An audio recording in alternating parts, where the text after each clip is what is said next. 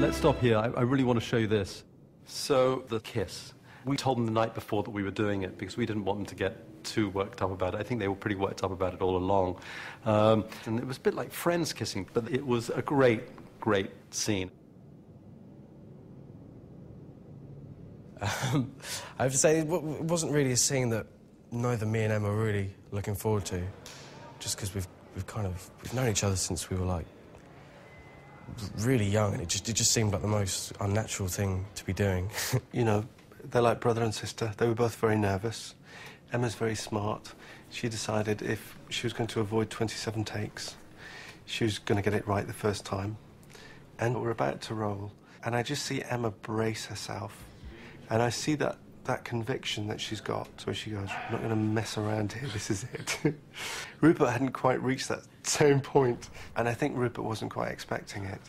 And then she just went for it.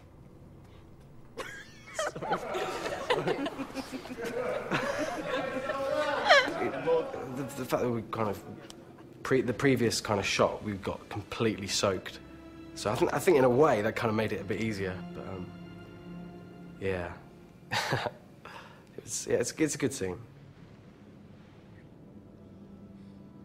Whoa, okay, we're going to have to pause it right there. We can't help ourselves. We just have to stop the film here. Yeah, we can't let our fellow Weasley off the hook that easy.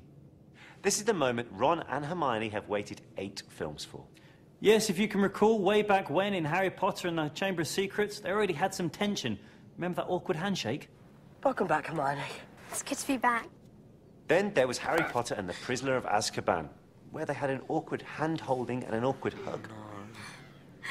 Next, there's the whole Yule Ball fiasco in Harry Potter and the Goblet of Fire. Ron really wanted to ask Hermione, but not really. Wait, Hermione? You're a girl. Oh, well spotted. Come with one of us. Oh. So she agreed to go with Victor Crumb, which made Ron super jealous.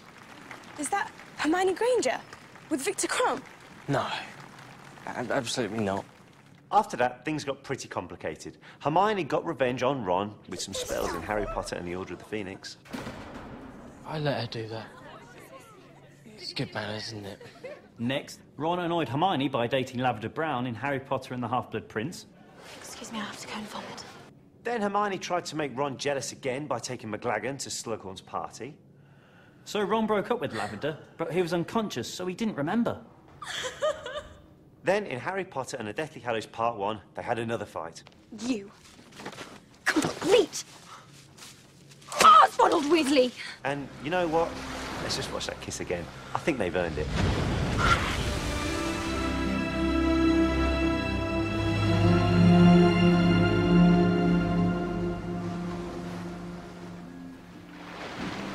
Ron and Hermione's first kiss is described by J.K. Rowling in the book.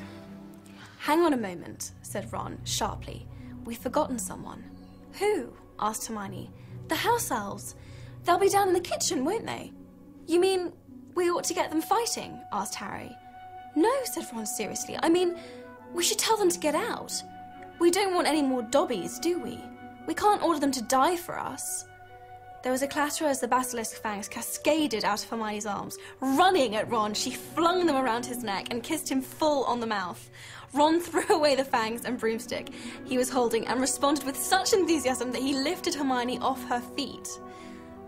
Is this the moment? Harry asked, weakly. And when nothing happened except Ron and Hermione gripped each other still more firmly and swayed on the spot, he raised his voice. Oi! There's a war going on here! Ron and Hermione broke apart, their arms still around each other. I know, mate, said Ron, who looked as though he'd recently been hit on the back of the head with a bludger. So, it's now or never, isn't it?